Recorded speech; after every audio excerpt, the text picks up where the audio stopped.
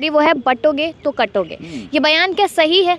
ये इससे खतरनाक बयान तो कुछ हो नहीं सकता, इससे घटिया बयान नहीं हो सकता। जो पॉलिटिशियन इस तरह की बात करें, इनको तो जनप्रतिनिधि होने का राइट भी होना चाहिए। एक तरफ यहाँ पर बीजेपी हिंदुत्व का इस्तेमाल करे, दूसरी तरफ उद्धव ठाकरे जी भी कह रहे कि उनके हिंदुत्व में और हमारे हिंदुत्व में बहुत फर्क है, तो जनता ये समझ पाएगी? एक वर्णवादी हिंदुत्व है और एक देश का हिंदुत्व है। ये वर्णवादियों का हिंदुत्व है जिसके ये नारे लगा रहे हैं, जो देश के लोगों को बांटना, कमज़ोर रखना, छुआछूत और सारे संसाधनों पे कब्जा करने की मानसिकता का नाम है वर्णवादी हिंदुत्व। और उद्धव ठाकरे जी कौन से हिंदुत्व की बात कर रहे हैं? वो नमस्कार, आप देख रहे हैं द जनता लाइव। मैं हूं कशिश आपके साथ। हमारे साथ यहाँ पर सुप्रीम कोर्ट के एडवोकेट बलराज सिंह मलिक जी हैं। सीधा यहाँ पर महाराष्ट्र चुनाव को लेकर चर्चा करेंगे कि एग्जिट पोल क्या दिखा रहे हैं, उस पर चर्चा होगी। और आखिरकार जनता ने जिस तरीके से कहा है कि उन्हें बदलाव चाहिए, और तो क्या यहाँ पर किस तरीके के सवाल यहाँ पर रहेंगे और जवाब कहीं ना कहीं यहाँ पर साबित करते नजर आएंगे कि आखिरकार जनता क्या चाहती है। और यहाँ पर सर हमारे साथ क्या कुछ कहते हैं, तो सीधा सवाल तो यही है कि एग्जिट पोल पर कितना विश्वास किया जाए, क्योंकि एग्जिट पोल यहाँ पर महायुति वर्सेस महाअघाड़ी में युति को आगे दिखा रहा है। पहली बात तो एग्जिट पोल बंद होने चाहिए देश में, गुमराह करने के अलावा करते कुछ काम नहीं। इसमें बहुत बड़ा भ्रष्टाचार छुपा हुआ है और जो लोग पैसे दे के सारे एग्जिट पोल की रिपोर्ट छपती हैं यहाँ इस देश में, लोगों को कोई विश्वास नहीं है। ये होने भी नहीं चाहिए। ये कंट्रोवर्सी पैदा करते हैं, देश को असमंजसता में डालते हैं। ये सारा जुगाड़ इस तरह से, एक तरह से ये भी पूंजीपतियों का खेल है। ये बिल्कुल बैन होना चाहिए देश में। कुछ भी इस तरह के एग्जिट पोल नहीं होने चाहिए और इस पर कोई विश्वास नहीं है। इसके पीछे बहुत बड़ा भ्रष्टाचार छुपा रहता है। तो काफ़ी देश अब इन बातों को समझता है। बहुत सारी जगह पे ये बैन है। इंडिया में इसको तुरंत पूरी तरह से बैन होना चाहिए। ये कहते हैं कि एग्जिट पोल से एक अंदेशा लग जाता है कि किसकी सत्ता आने वाली है, कौन बाहर जाने वाला है। हमें अंदेशा की क्या जरूरत है? रिजल्ट हमारे सामने आने हैं, तो एग्जिट पोल की जरूरत कहाँ है? कितनी बार एग्जिट पोल किस तरह से होता है, कितने बार वीडियो सामने आए हैं कि नहीं ये दिखाना वो दिखाना है। और कितना इस देश में फ्री एंड फेयर इलेक्शन पे क्वेश्चन मार्क है। कितना इस देश के इलेक्शन कमीशन का ग्राफ बहुत नीचे है, विश्वास नहीं देश को। और उस विश्वास को बहाल करने में हमारे देश की कोर्टें भी फेल हुई हैं, पूरा देश देख रहा है। तो ये एग्जिट पोल तो और भी कौन है, इन एग्जिट पोल को दिखाने वाले जो लोग हैं इन पे कोई विश्वास नहीं है। सब पैसे के लिए काम करते हैं। पैसा इतना हावी हो गया इस देश के अंदर। जो हमारा कॉन्स्टिट्यूशन है, जो मानवीय व्यवस्था स्थापित करने के लिए जो संविधान बना है, उसकी बजाय ये क्रोनिक कैपिटलिज्म का देश हो गया है। और इस क्रोनिक कैपिटलिज्म में ज़्यादातर पॉलिटिशियन शामिल हैं, क्रिमिनल कॉन्स्पिरेसी में, क्रिमिनल मिसकंडक्ट में, जो इन पूंजीपतियों को बेनिफिट पहुंचाते हैं। पूंजीपतियों का 2 नंबर का पैसा इलेक्शन में लगाते हैं। ये बहुत षड्यंत्रकारी साइकिल चल रहा है देश के अंदर। यहाँ पर देखिए, महाराष्ट्र चुनाव जो रहा है उसमें इस तरीके से बहुत ज़्यादा सवाल बने हुए कि बहुत दिलचस्प रहा। जनता ने जो नहीं सोचा था वो इस बार इस चुनाव में होता नजर आया। अब देखा जाए यहाँ पर तो चुनाव चिन्ह पर एक बड़ा सवाल बना हुआ है कि चुनाव चिन्ह को लेकर जनता में कन्फ्यूजन, चुनाव चिन्ह को लेकर यहाँ कोर्ट की तरफ से आदेश दिया गया था कि जो उद्धव ठाकरे जी का था वो एकनाथ शिंदे को दिया, तो उस पर क्या कहना चाहेंगे? मैं इसमें कहूँगा सुप्रीम कोर्ट ने गलती की है।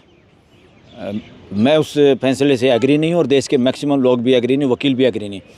पॉलिटिकल पार्टी जैसे कोई भी सोसाइटी उसके मेंबरों से बनती है और मेंबर जनरल बॉडी कहलाते हैं, और जनरल बॉडी जिसके पक्ष में होती है वही लोग चुने जाते हैं या सोसाइटी उसी से संबंधित होती है।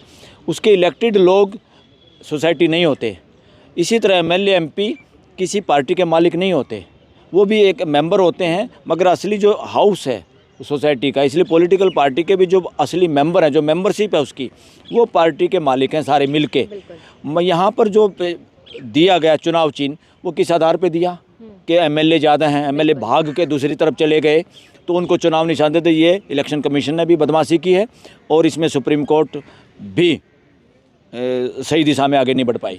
अब आप कह रहे हैं कि यहाँ पर सुप्रीम कोर्ट आगे अच्छी सही दिशा में नहीं बढ़ पाया, अब उन पे भी विश्वास ये देश की डेमोक्रेसी के खिलाफ है, डेमोक्रेसी प्रिंसिपल सिद्धांत के खिलाफ है। आप एमएलए एमपी के आधार पर पार्टी को कैसे तोलोगे? उस पार्टी को किसने खड़ा किया, कितने लोग उसके मेंबर हैं, कितने लोगों का प्रयास है उन चंद एमएलए एमपीओ को बनाने में, उनको आपने इग्नोर किया। You are not understanding the democratic principle of this country and the constitution of this country. ये गलत हुआ है और इलेक्शन कमीशन ऐसे करेगा, ये तो इस तरह से हो गया जैसे क्या कहेंगे, राजा की मक्खी हटाने वाला बंदर की तरह से काम किया इलेक्शन कमीशन ने। तो बिल्कुल टोटली रॉन्ग, और सुप्रीम कोर्ट कुछ नहीं कर पाई। That is also not good for this country. Supreme court कुछ नहीं कर पाया, इस तरीके से सर कह रहे हैं। लेकिन अब देखा जाए यहाँ पर तो तमाम बयान भी बहुत ज़्यादा चले हैं महाराष्ट्र में, जिसमें सबसे ज़्यादा यहाँ पर जो बयान है जिसको लेकर सत्ता में कहीं ना कहीं परिवर्तन की लहर एक बारी को देखी जा रही, वो है बटोगे तो कटोगे। ये बयान क्या सही है?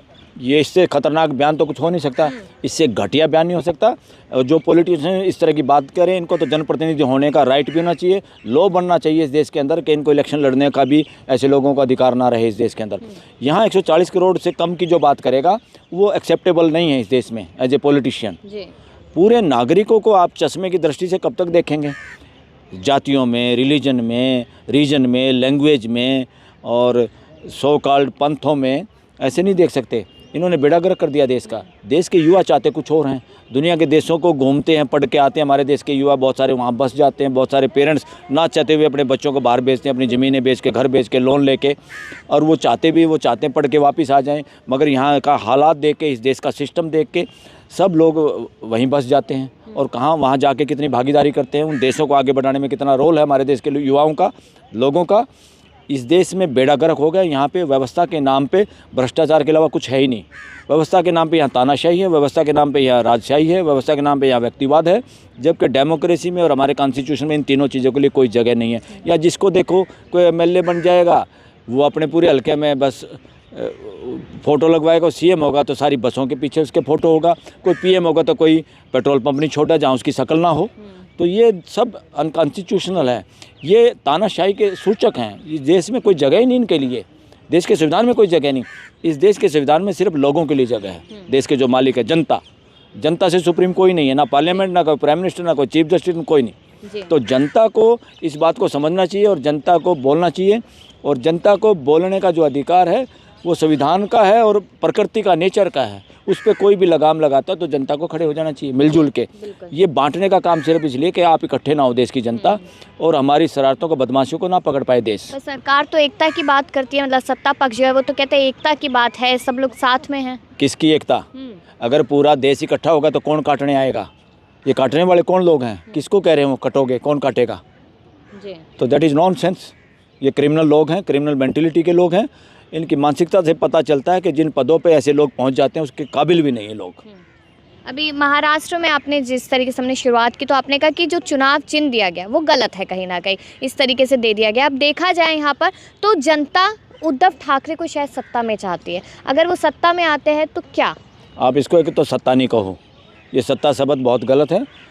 जब से इस देश में संविधान है, सत्ता वत्ता की कोई जगह नहीं। सत्ता होती राजाओं की, सत्ता होती तानाशाहों की, सत्ता होती व्यक्तिवाद की। यहाँ सत्ता नहीं है, सिस्टम है, व्यवस्था है। तो व्यवस्था में बदलाव चाहते हैं, किसी दूसरे आदमी को जिम्मेदारी देना चाहते हैं लोग। अगर देना चाहे तो अच्छी बात है, क्या बुराई है? उनके साथ अन्याय हुआ है, उनको जिम्मेदारी देंगे तो अच्छी बात है। आपको लगता है कि वो बेहतर थे अपने समय में? यस, वो तो बेहतर थे। किस तरीके से? वो काफ़ी मेरे ख्याल में करप्शन के मामले में भी, या लोगों से मिलने के बारे में भी, या वो कहीं ना कहीं इस तरह से कि अपने बाप की छवि की वजह से उनको लगता था कि मुझे अच्छा काम करना चाहिए, और फिर उनको ख़त्म करने की साजिश हुई। ये सारा का सारा जो बीजेपी का एक तरह से जो काम है या जो कार्यक्रम है इस वक्त, जो लोग हैं ये देश में डिफरेंट लोगों की आवाज़ दबाना चाहते हैं, जबकि ये देश यूनिटरी नहीं है, एकात्मक नहीं है, सेंट्रलाइज्ड नहीं है। ये देश स्टेटों का संगठन है, फेडरेशन है ये देश। और फेडरेशन में क्या होता है, जो राज्य हैं उनके अपने अधिकार हैं, और राज्यों के भी कुछ अधिकार, जो ग्राम पंचायत, नगर पालिकाएँ, वो भी अब संवैधानिक हो गई हैं, उनके भी। सब लोग अपने अपने क्षेत्र में काम करें। कोई ये सोचे, प्राइम मिनिस्टर ये सोचे या पार्लियामेंट ये सोचे वी आर सुप्रीम और पूरा देश हमारे हिसाब से चले, दैट इज़ नॉनसेंस। ये मूर्खों का सरदार ऐसे कह सकता है, आम आदमी ऐसा नहीं कह सकता। हमारा संविधान ऐसा नहीं कहता।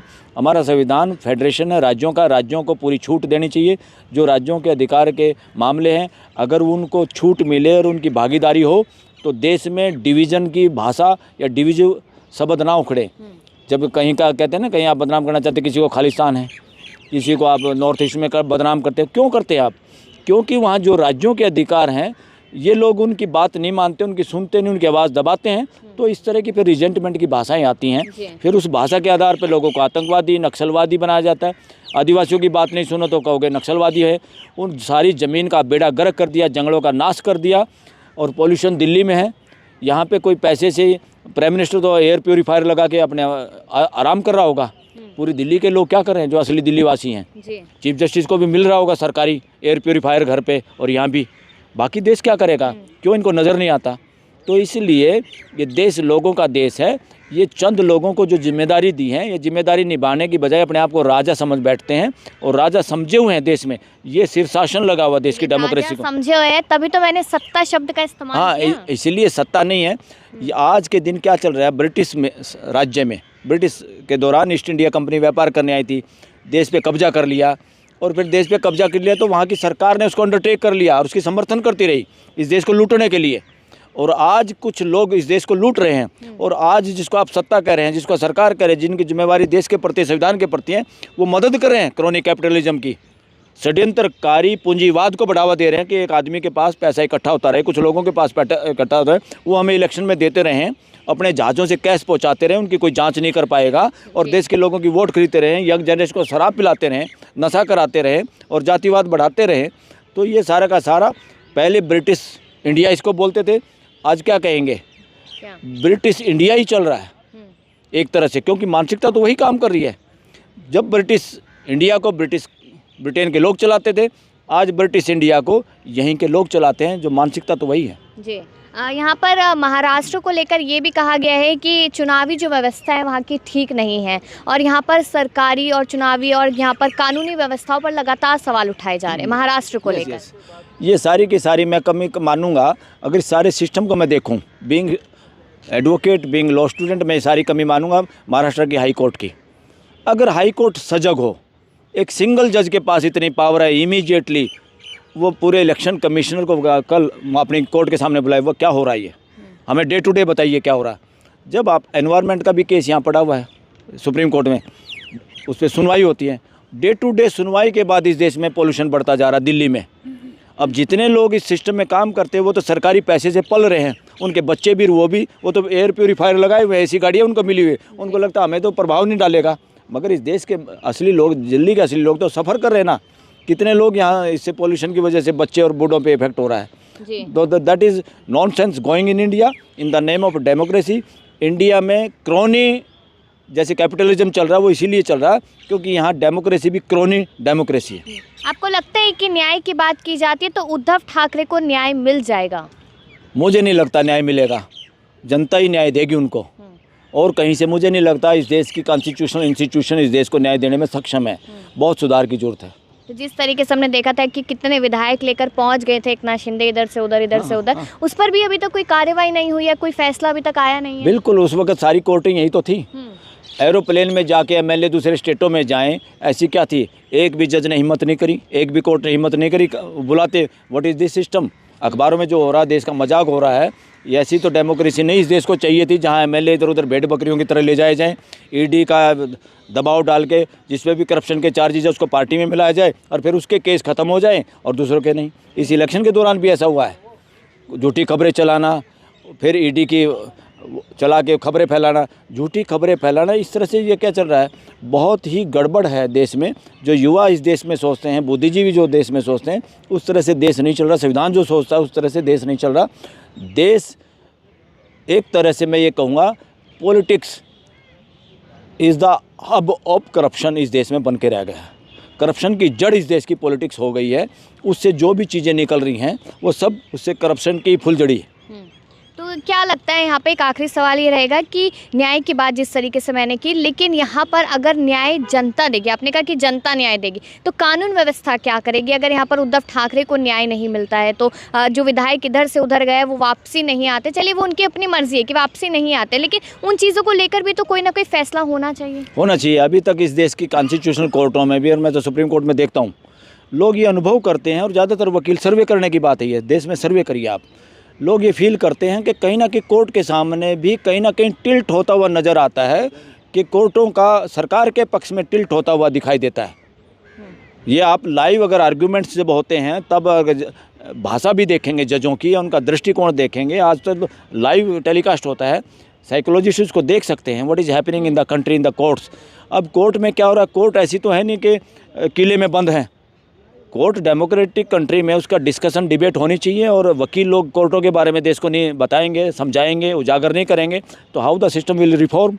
तो हमारी ड्यूटी है, पूरे देश के वकीलों की ड्यूटी है, और देश के वकीलों को असल में रियल डेमोक्रेसी के लिए आज़ादी की लड़ाई लड़नी होगी। मैं इसको लड़ाई नहीं कहता, यानी सुधारात्मक अपना रोल अदा करना होगा। संविधान को लेकर भी लगातार कहा जाता है कि संविधान खतरे में है, संविधान को बचाना चाहिए, क्यों ऐसा कहा जाता है, उस पर क्या लगता है? संविधान खतरे में कहाँ, संविधान का विनाश हुआ है। किसी भी देश में आर्थिक असमानता नहीं हो सकती, हो रही है, हुई है, कोरोना पे टाइम में हुई है। इससे क्या लगता है? संविधान का विनाश। इससे लगता है जुडिशल सिस्टम का कमज़ोर होना। देश में 3 जस्टिस की गारंटी है सबको, economical, social, political. Economical justice कहाँ है? इतना डिफरेंस होना कैसे होगा? एक ही आदमी सारी चीज़ों को खरीदेगा। Where is the economical justice, economical opportunity to the people? ये सारे सरेआम गड़बड़ है, सरेआम वायलेशन है संविधान का।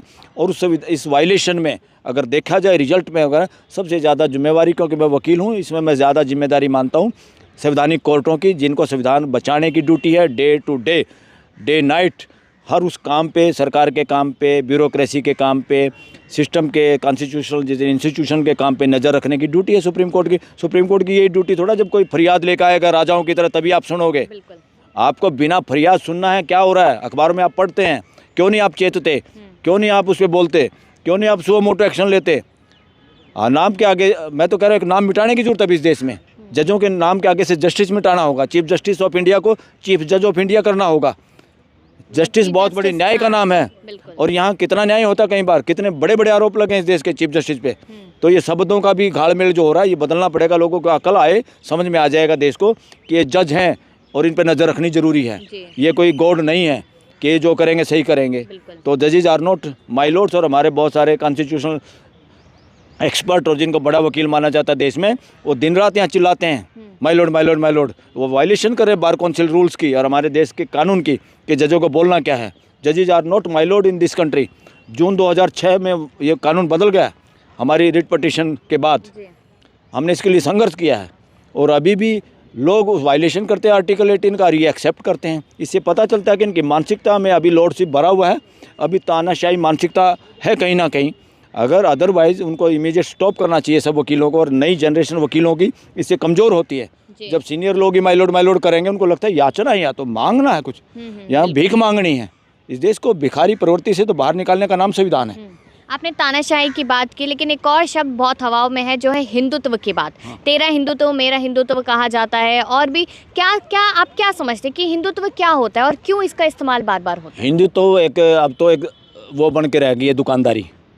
जिन लोगों को हिंदुत्व करने से कब्जा मिला हुआ है देश में, या कब्जा किए हुए हैं किसी खास धंधे पे या पोस्टों पे या सिस्टम पे, वो लोग अपने उस सिस्टम को सुओ मोटो रखना के लिए, उसको बचाए रखने के लिए इस तरह की बात करते हैं, और दूसरों को मूर्ख बना के उनके कमर पे, उनके कंधे पे पैर रख के उन चीज़ों पे कब्जा रखना चाहते हैं, और देश के लोगों को मूर्ख बनाना चाहते हैं। इस देश में हिंदुत्व से ज़्यादा गड़बड़ कहीं नहीं हुई। इस देश के नागरिकों को अछूत और नागरिकों को एक दूसरे से नीचा समझने का बात है, वो सो कॉल्ड हिंदुत्व ग्रंथों में ही है, जिनमें आदमी को आदमी के साथ बराबरी नहीं, समानता नहीं। तो ये हिंदुत्व है या कुछ और गड़बड़ चीज़ है? इसलिए इसके चक्कर में देश के लोगों को नहीं बढ़ना चाहिए। ये उनका हिंदुत्व है जो इस देश पे कब्जा किए बैठे थे, कब्जा किए हुए हैं, कब्जा रखना चाहते हैं। उनको छोड़ के किसी का कोई हिंदुत्व नहीं है। लेकिन यहाँ पर जो व्यवस्था है, जिसका व्यवस्था कह रहे हैं, वो जो है यहाँ पर सरकार, वो तो यही कहती है कि हम लोगों को मजबूत कर रहे हैं, उन्हें समझा रहे हैं कि कितनी मजबूती चाहिए आपस में। लोगों को कमज़ोर कर रहे हैं। अंग्रेज़ों से भी ज़्यादा इन्होंने लोगों के बोलने के अधिकार को ख़त्म किया है। धारा 144 जो पुराने कानून में थी, अब वो धारा 163 हो गई है। वो लगातार है, लोग बोल नहीं सकते। जो लोग बोलता है उनके पे मुकदमे हैं लोगों के पास, यूएपीए PMLA वगैरह का कुछ बना बनू के लोगों को बोलने की आज़ादी इस देश में कम हुई है। ब्रिटिश शासन की तरह से यहाँ पे सरकारें चल रही हैं। वो ब्रिटिश शासन को ब्रिटिश के लोग चलाते थे, इस ब्रिटिश शासन को इंडिया के लोग चलाते हैं। एक तरफ यहाँ पर बीजेपी हिंदुत्व का इस्तेमाल करे, दूसरी तरफ उद्धव ठाकरे जी भी कह रहे हैं कि उनके हिंदुत्व में और हमारे हिंदुत्व में बहुत फ़र्क है। तो जनता ये समझ पाएगी? एक वर्णवादी हिंदुत्व है और एक देश का हिंदुत्व है। ये वर्णवादियों का हिंदुत्व है जिसके ये नारे लगा रहे हैं, जो देश के लोगों को बांटना, कमज़ोर रखना, छुआछूत और सारे संसाधनों पे कब्जा करने की मानसिकता का नाम है वर्णवादी हिंदुत्व। और उद्धव ठाकरे जी कौन से हिंदुत्व की बात कर रहे हैं? वो सही लिबरल, जो आम जन साधारण की बात कर रहे हैं, जो मेजोरिटी की बात है, और मेजोरिटी उसी बात के साथ है देश की। बिल्कुल। अब देखा जाए यहाँ पर तो महाराष्ट्र में जिस तरीके से महज कुछ ही दिन में रिजल्ट आने वाला है, और आपने शुरुआत में कहा कि एग्जिट पोल पे तो विश्वास बिल्कुल नहीं कर सकते हैं, तो क्या कहेंगे यहाँ पर कि फिर क्या होने वाला है महाराष्ट्र में? जनता किस ओर जाने वाली है? मैं इस बात पे कोई स्पेकुलेशन नहीं लगाना चाहता, ना हमारा कोई अधिकार है। जनता ने जो किया है वो डब्बों में बंद है, अगर डब्बों से गड़बड़ नहीं हुई तो, और वो जो आएगा उसको पूरे देश को स्वीकार करना चाहिए। गड़बड़ी होती है ऐसा कुछ? ये तो पूरा देश मानता है, सर्वे करो आप। गड़बड़ी के पूरे वो हैं। आज का जो सिस्टम काम करता है, जिस तरह से इलेक्शन कमीशन काम करता है, उस पर गड़बड़ी और गड़बड़ करने के सारे कुछ भी हद तक हो सकती है। देश का ऐसा ही मानना है, देश का ऐसा ही समझना है। बिल्कुल सर, धन्यवाद। यहाँ पर अगर देखा जाए तो किस तरीके से महाराष्ट्र चुनाव हुआ, वोटिंग हुई, और इस बार आपको बता दें कि पूरे 30 सालों में इस बार सबसे ज़्यादा वोटिंग हुई है, जिसका प्रतिशत 65% यहाँ पर बताया जा रहा है। लेकिन अब महज कुछ ही दिन में रिजल्ट भी सामने आ जाएगा, तो जनता क्या कहेगी, क्या देखना होगा, ये बड़ा सवाल रहेगा। अपनी राय दीजिएगा और देखते रहिए द जनता लाइव।